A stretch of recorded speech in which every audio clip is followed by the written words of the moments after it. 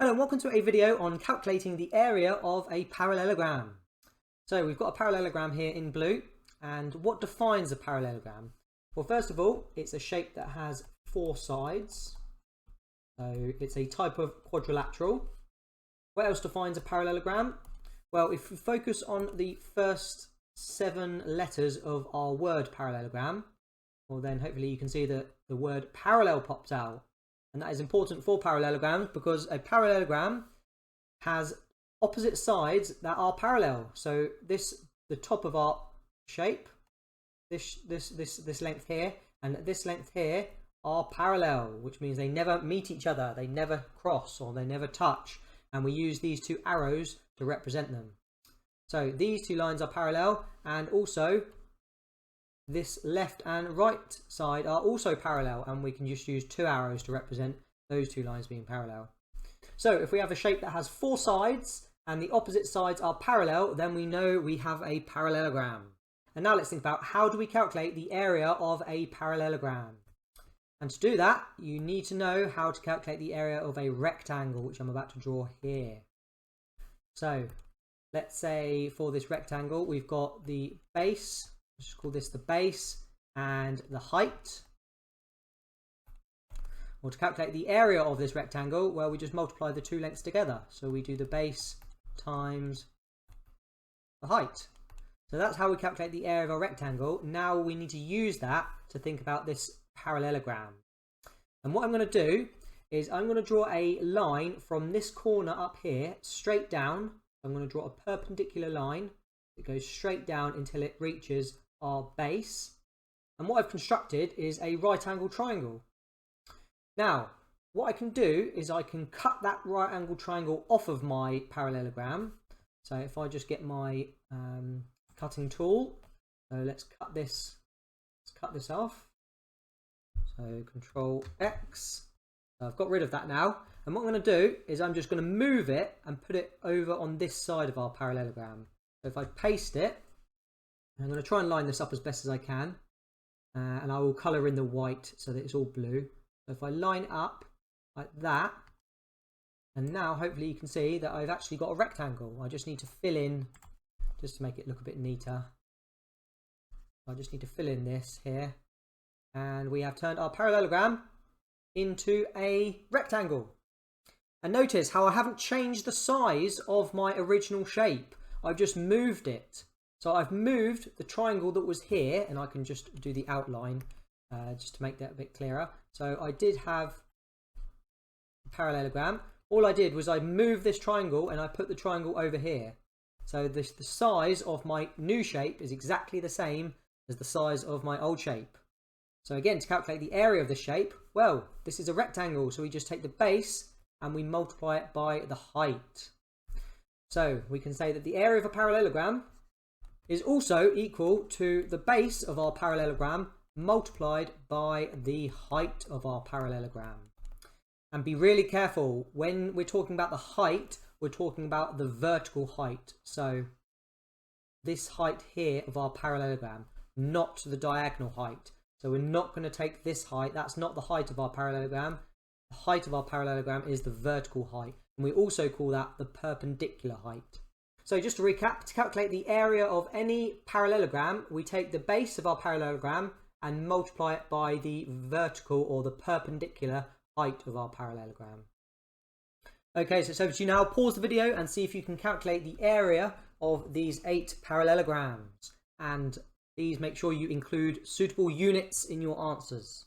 So the first one here, we've got a base of 5 centimeters, and we're going to multiply that by our perpendicular height, which is 4 centimeters. So 5 times 4 is 20, and centimeters times centimeters is going to be centimeters squared. Okay, question C. So this time the base is 12 centimeters, and we're going to multiply that by our perpendicular height, which is 8 centimeters, and 12 times 8 is 96. So it is 96 centimeters squared. Okay, question D. So the base of our parallelogram is 9 centimeters. Now be really careful, the height is not 6 centimeters, the height is 5 centimeters because it's our perpendicular height. So 9 times 5 is 45. So it's 45 centimeters squared. Okay, now question G might look a bit confusing, but what we can do is actually, it's a parallelogram, but it's just turned on its side. So what we can do is we can rotate it. We rotate it 90 degrees. I'll try and get it exactly 90 degrees. Oh, I can't quite. I'll put it on 91 degrees. But hopefully you can see what the base and the height are. So the base is this length here, which is 5 meters. So it's 5 meters. Now the perpendicular height is this length here, which is 2.8 meters. So the area is going to be 5. Oh, sorry, I made a mistake there. It's not 5 centimeters, 5 meters. 5 meters. And the height is 2.8 meters. So 5 times 2.8, well, 5 times 2 is 10, and 5 times 0.8 is 4. So 10 plus 4 is 14. So it's going to be 14 meters squared. Okay, question E. So this time the base is 4 centimeters. I'm going to multiply it by the height, perpendicular height, which is 4.5 centimeters, and 4 times 4.5, well, that gives us 18. So it's 18 centimeters squared. Okay, question F. So our base is 30 millimeters, and our perpendicular height is 21 millimeters.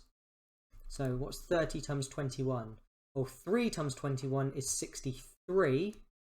So 30 times 21 is going to be 630, and that's going to be millimeters squared.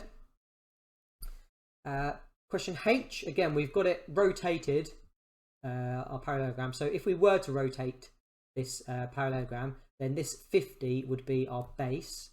It's going to be 50 centimeters, and our height is going to be this length here, which is 63.5 centimeters. So we just need to work out what 50 times 63.5 is. Well, 63.5 times 100 is 635, but then I just need to divide that by 2 because we're timesing it by 50. So 635 divided by 2, well, that's going to be 317.5 centimeters squared. I think that's the right answer.